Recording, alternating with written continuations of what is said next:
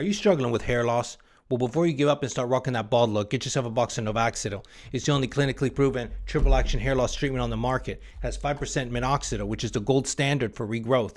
But minoxidil alone will not prevent further loss. For that, Novaxidil uses DHT blocker ketoconazole with added nicotinamide, vitamin K, biotin, and collagen peptides. Basically, every single ingredient you could possibly think of in one product. So stop rubbing peppermint oil behind your ears and get something that works. Maybe he's born with it. Maybe it's Novaxidil. Yeah.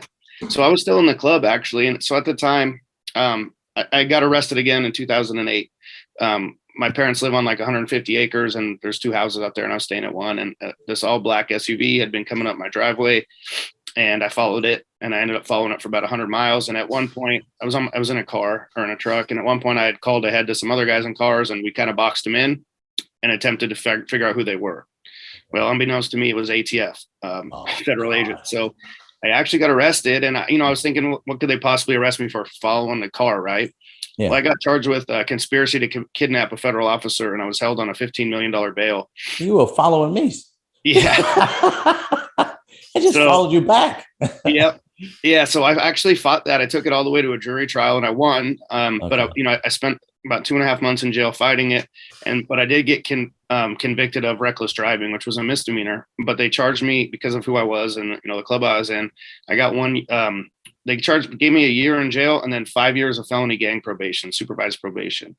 So I probably ended up doing that year off and on. But so I did like 2 more days after being sentenced, and then I got kicked out because I was in an overcrowded jail on a misdemeanor charge, right? Mm-hmm. So there wasn't much they could do. I had to do like 2 months of work crew. And then that was it for my jail time. However, one of the stipulations was I couldn't affiliate with the club, and including my twin brother. And I violated that numerous times, and I got caught a lot of times. And every time I got caught, I'd have to go back and do about a month or two. So I probably ended up doing that full year on probation violations. And one of those last times, I remember, always go back. They take you back to the same jail, to the same area. And I was in a 23.5-hour lockdown, and just boring, losing my mind. And one of those times, one of the guards had told me that they had a bet if I was going to be back or not. And they didn't think I would, because he's pretty much said, hey man, you're not like the other people in here. And that really hit me pretty hard, man. Cause I remember looking around thinking, okay, yeah, I'm not strung out. I don't do drugs. I'm not really a criminal. I mean, I've been arrested for fighting, but I'm not out breaking the law.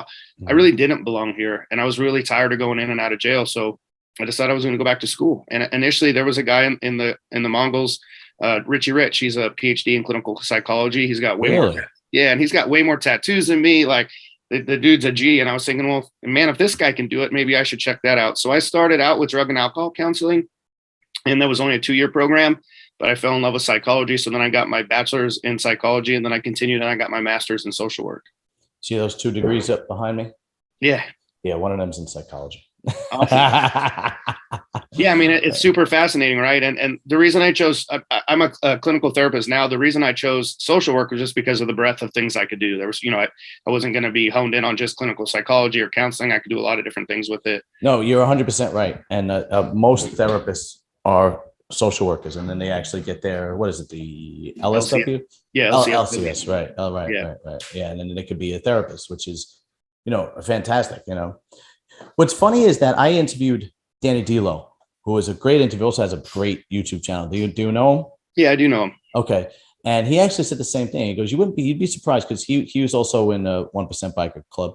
Yeah, I met him when he was in that club, actually. Oh, okay. Yeah. Really Small good. club, right? Yeah, really good dude. Like, I tell you, man, it's so funny that I'm getting off on track. But the guys that I get along with the best from this podcast, from meeting people, so on and so forth, are like just federally convicted, just, like the best guys that have been best to me was like Danny, James, and then Larry Mazza, who is a former mafia guy, and it's just like unbelievable. Like Johnny A. Light, I don't know if you know who that is. He was also a mafia dude. He let me come on his podcast for free, and it was in Florida, so I could promote my own podcast. And it's awesome. It's unbelievable. Anyway, what I was going to say is what Danny D'Lo told me, which I was surprised with, and you actually doubled down on it, is that a lot of the guys in clubs they're regular dudes. They're not these criminals everybody thinks they are. Like, right. A lot of them are professionals. He goes, there were guys that we had in the club that were engineers, that were blue collar guys, that had trades, and then, even higher than that, educated and so on and so forth. So like you said, you had a friend in your club that was a clinical psychologist. What percentage of guys are, regular guys, and what percentage of guys are like what people think they are? Yeah, I would say that's a very small percentage of actual criminals. And I'll say, and here's a very valid point that I think you'll see, is that when you put on a patch, you're under the microscope by law enforcement, right? Mm-hmm. So if you're out here hustling, doing things, trying to make money, you really don't want to draw attention to it. So we're not necessarily attracting people that are a criminal element because they're trying to lay low and do their own thing. Sure, we get more of the guys like me that came from something, and now this is more of a chit. Like, it actually forced me to stay out of trouble, because when I went out, if I'm getting in trouble and I'm wearing that patch, I'm representing the whole club.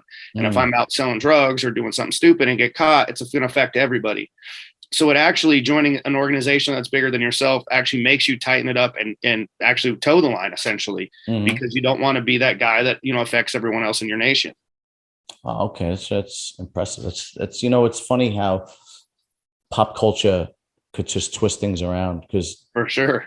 Danny told me the same thing. Danny said he joined the clubs because he liked the camaraderie, and he came from a rough background, just like yourself. He was in prison, and he was, gang banging, this whole thing, and he actually, joined the club because he just missed being around the dudes, and he loved motorcycles, and it's kind of a similar story.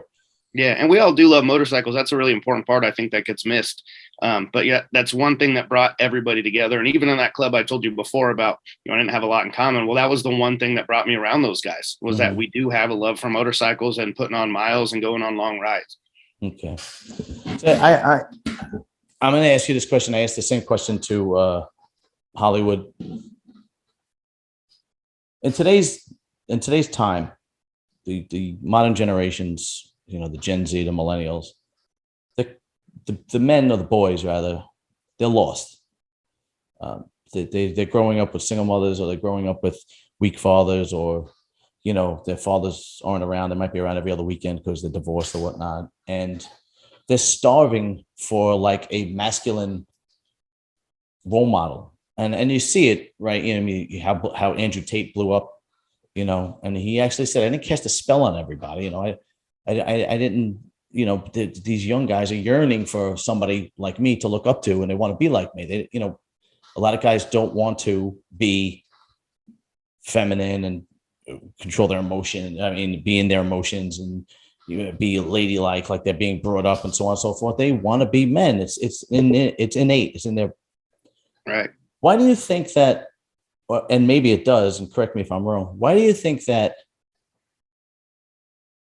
the young generation isn't more attracted to the biker clubs? Because I would think that there's a lot of masculine role models that could teach them something.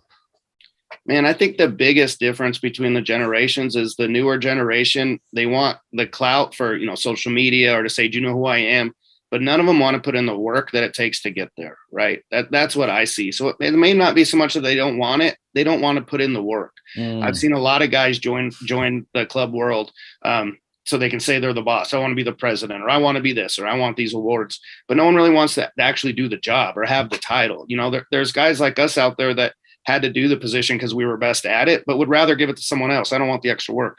But then there's the guys that wanted just the title for it. And I see there's a lot of guys that won't join the club because they don't want to prospect, or, or no one's going to tell me what to do, that type of stuff. So I think there's some of that fake masculinity as well. Like, oh, Yes. I'm Mr. Tough Guy, but they're definitely not.